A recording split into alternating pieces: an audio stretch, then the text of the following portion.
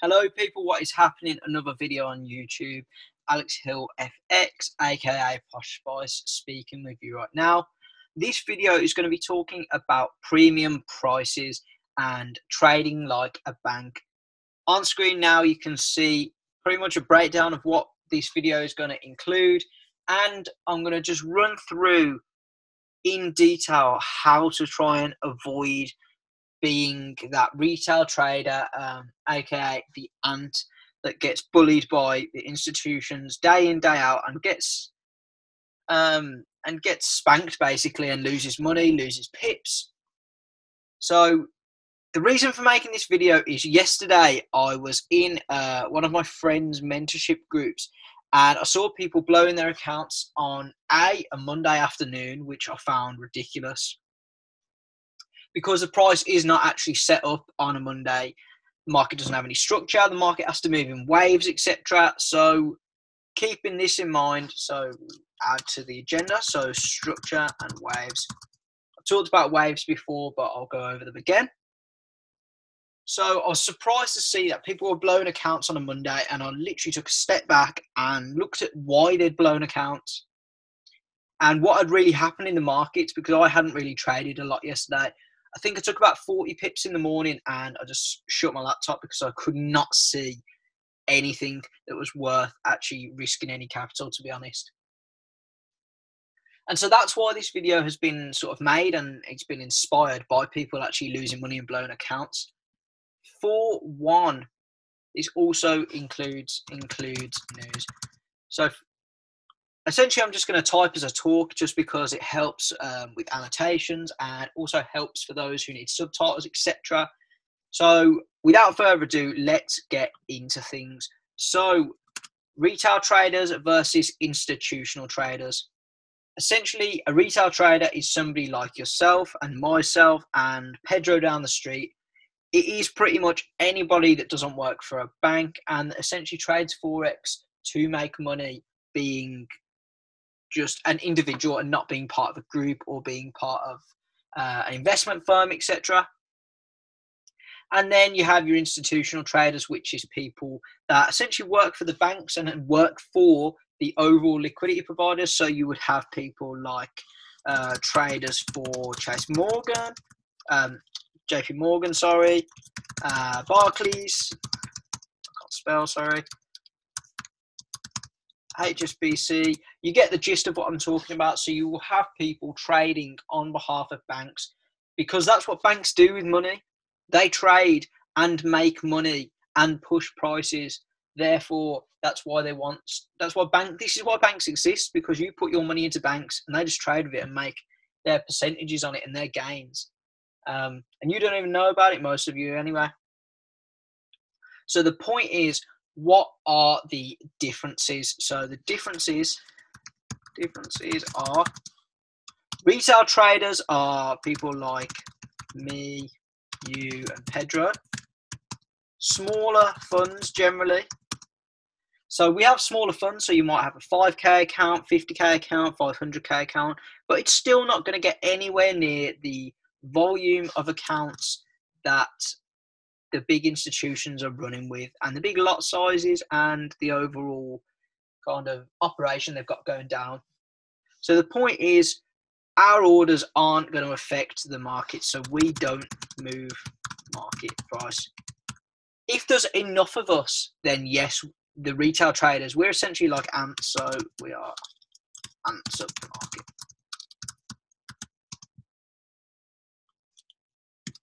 We are ants of the market. I use this all the time, but trust me, we aren't making the big moves happen. We are literally just piggybacking on the back of institutions. So there's me talking about retail traders. And so then institutional traders have got a large pool of capital, larger funds, larger risk management, portfolios, ways of trading, and it's not unlimited resource, but essentially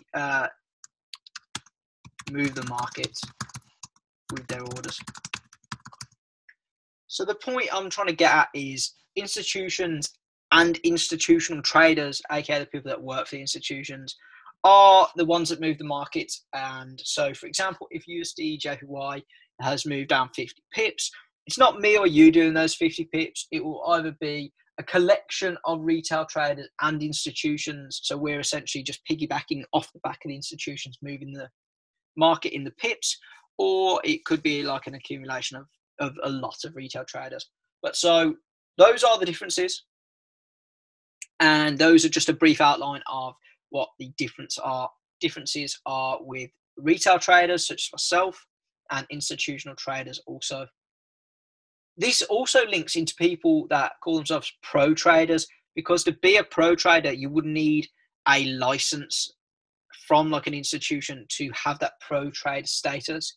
You need the license to essentially say that you have managed funds on behalf of other people and firms for set amount of time and have a track record in doing so.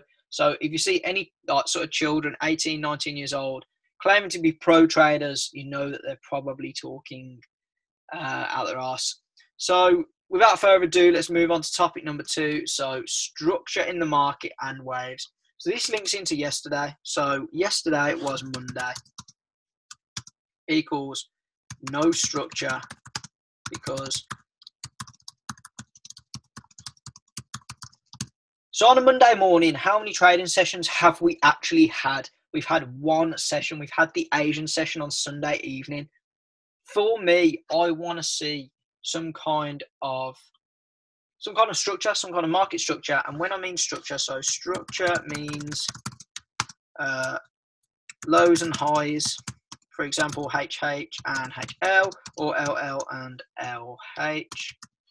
It's essentially you're forming higher highs or higher lows, or you're in a trending market essentially. And structure means you basically go from swing high to swing low and vice versa, depending on the trend. So having just one session under our belt for the week in the Asian session on a Monday morning, for Monday's London session, I would be so reluctant, and I am reluctant to trade Monday mornings because the market hasn't made its move and it hasn't essentially been set up to continue moves or continue the overall bias or trend. So that's when I'm talking about market moving in waves and market structure. So like I say, I was very baffled as to why people were trading so frequently on a Monday afternoon when actually there hadn't been any market structure. So the interesting thing to think about here was that price. So yesterday is a prime example. So it's USD JPY. So we had a Trump speech in the afternoon. I think this was about 6 p.m. So that equals 1 p.m. for Eastern time. So that was 6 p.m. British time, so my time. Because I was on Instagram Live and I saw people saying, "Oh, USD JPY is moving. Aren't you going to trade it?" And I was just saying no, because it's not in the plan and it's on a Monday and it's probably a liquidity pool. So we'll talk about liquidity pools shortly in the next couple of topics. So yesterday, USD JPY ranged all day. And when I say ranged, I mean essentially price moved up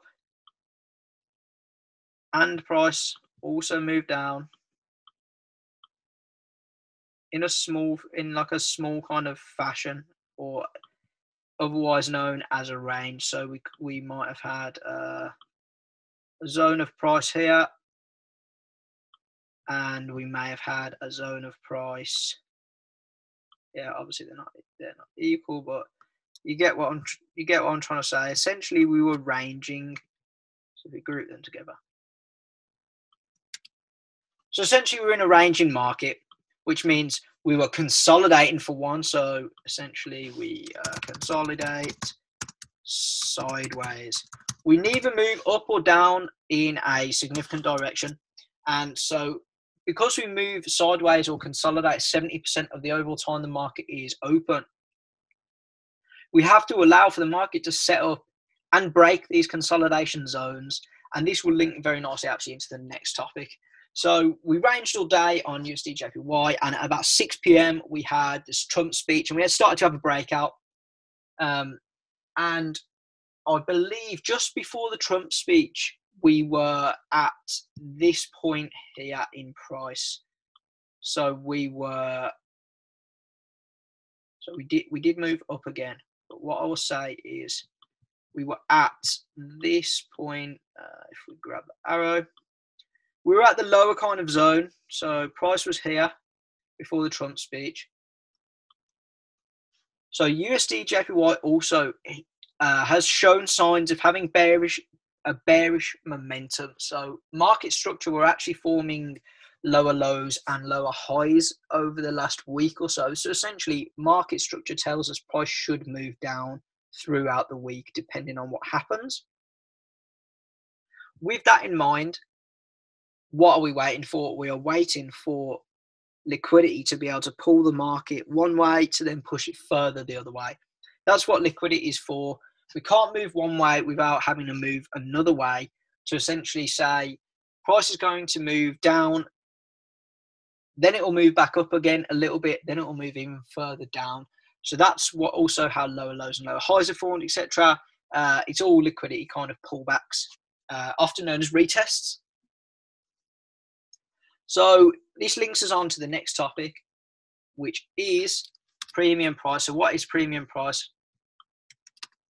This is the bank's prices for their entries. So for example, if USD JPY has been trending downward and institutions want to take more entries, do you really think they're going to take this entry down here? So if we call this support, if we call this little box here support, do we think they're going to be taking the entries at support and hope that we break support? Or do you think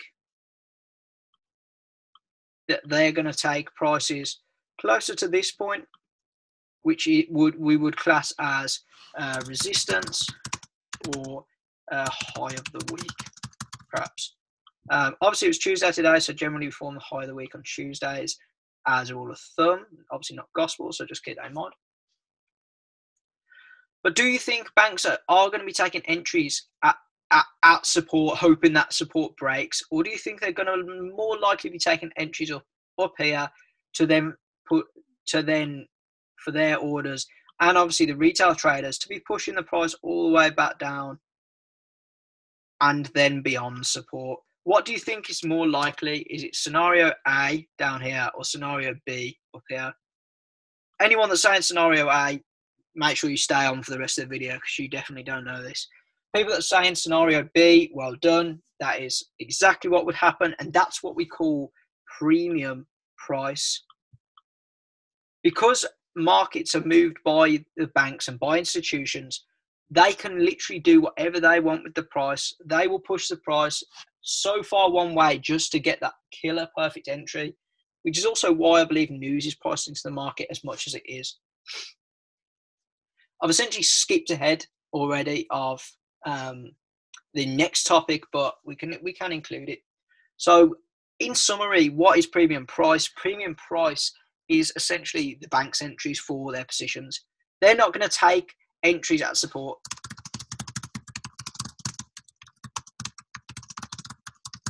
They're going to be taking entries at resistance, down to support again, and then probably take more entries when support breaks. Like that's how institutional traders will be trading.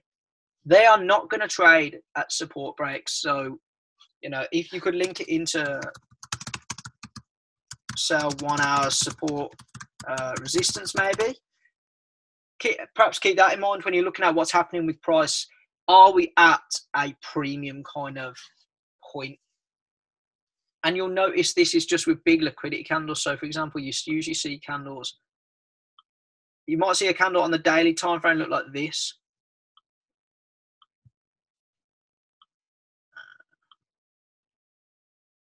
Look like that. And then the candle after that the next day is like this. Okay, let's just group them together. You might see this. And what does this tell you? This is your liquidity pool where my cursor is. We pulled all the way up. Say we were in a bearish trend anyway, so this could link into this story over here. We've got the premium price up top. This is where the entries are for banks. So, can't even spell. So the banks or the institutional entries are going to be up here. The retail traders like me or you are going to piggyback off this. So we see, okay, this picture's not quite right.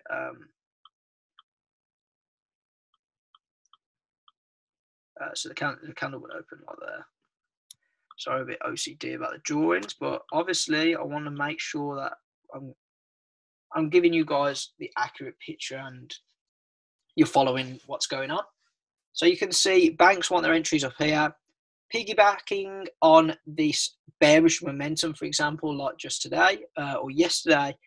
The retail traders like me, because me, want confirms that banks have their prices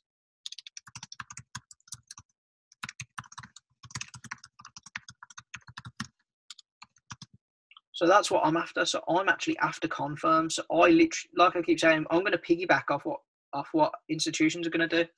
So I'm going to take my entries here, maybe on the next day candle. So this could be a daily candle. I want to take my entries there because I want confirms that banks have got their prices, they're happy, they're in their positions, they're pushing the price, and the sell orders hand over fist.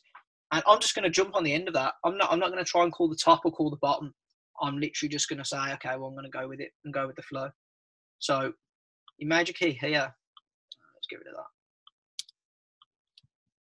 is only they can call tops and bottoms. So don't try and be the hero that says this is the reversal. So don't, this is reversal.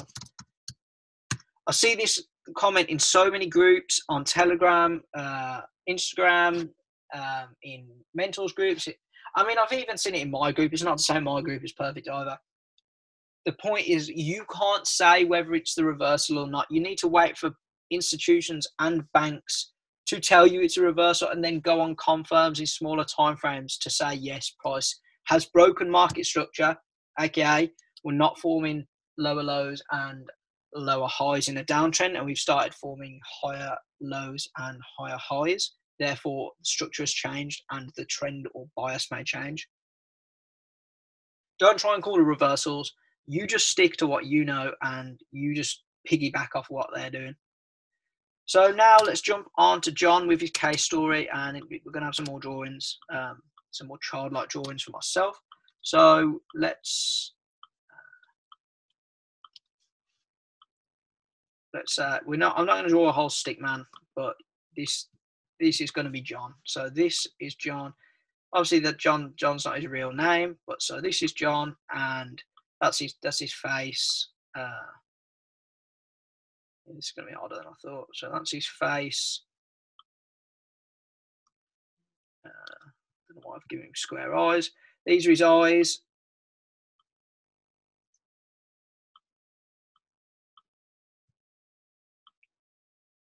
That's one of his eyes.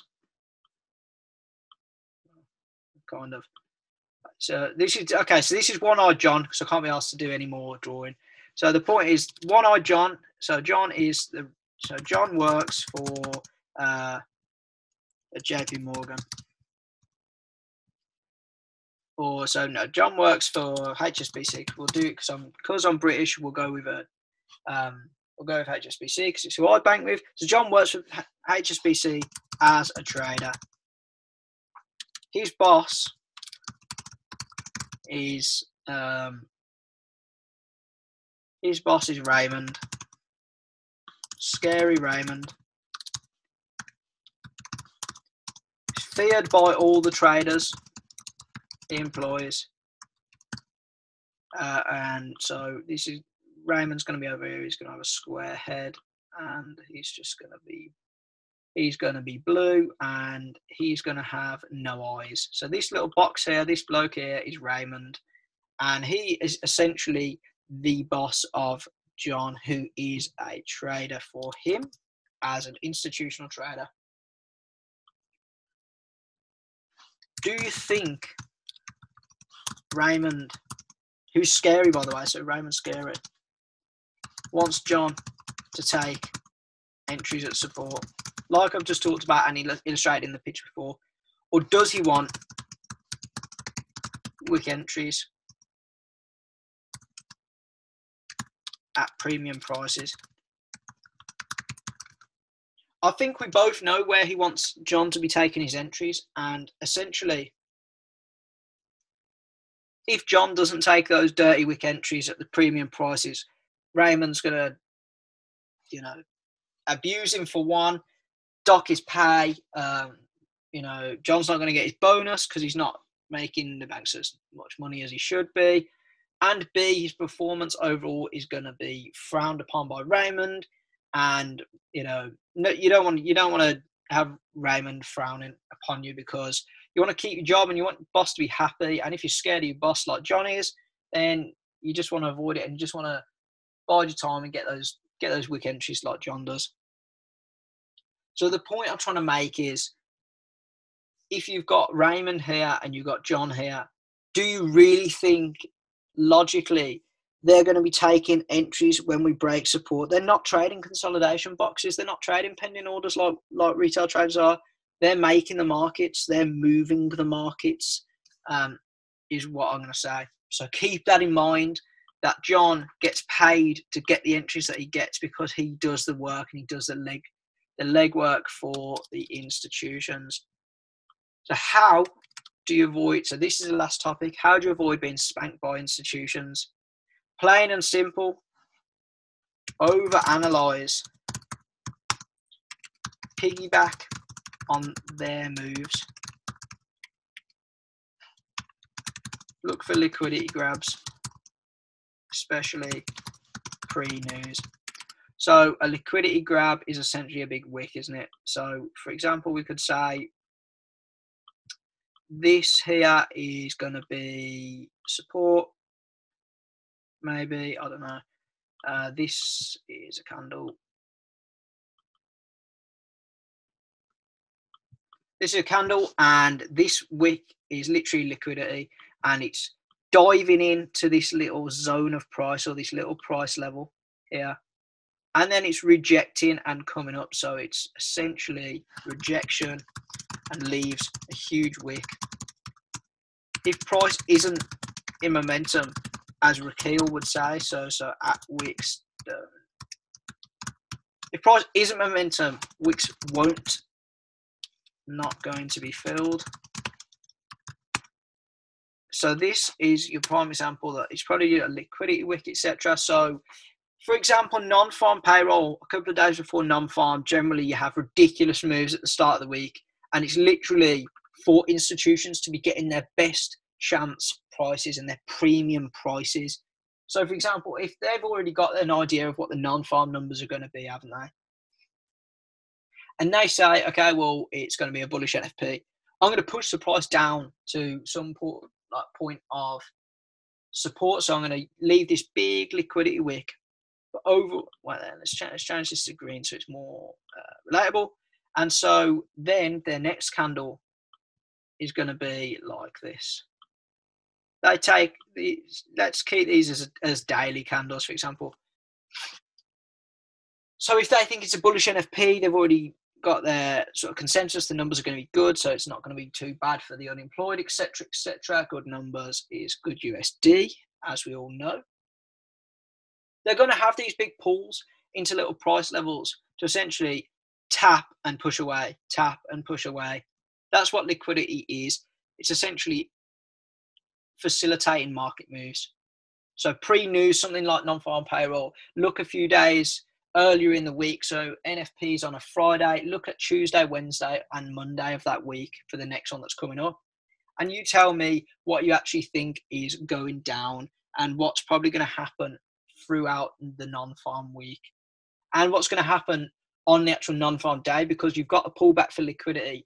So this is premium prices. So this is premium institutional prices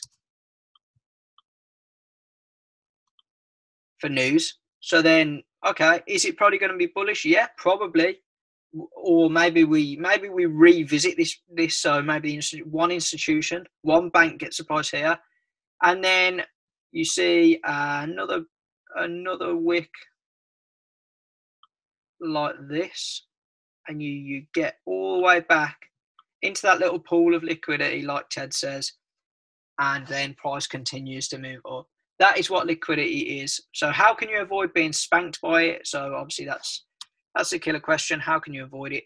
Piggyback off their moves, wait for confirms, smaller time frame, ride momentum with banks, not against them. Put your stop, put your entries where your stop mark. So put your entries where your stop was going to be. Trust me, do a couple of weeks of this, and just if you miss the trade, you miss the trade. You're going to thank me, because generally your stop is the price they want. Do they really want you to get the best price, or do they want to push price their direction? Essentially stop you out, and you sit there and think, well, that's a fix. I don't know why that's happened. Forex can't be profitable. Must be a fix because I keep getting stopped out. Put your entry point where your stop would be, and put your stop obviously above where your entry would be.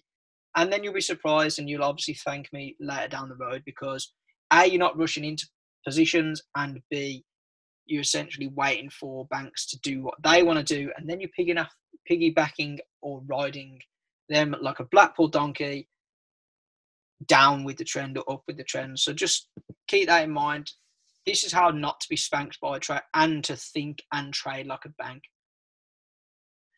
This is not to say that Forex is fixed in any shape or form. Forex is profitable if you know how to trade properly.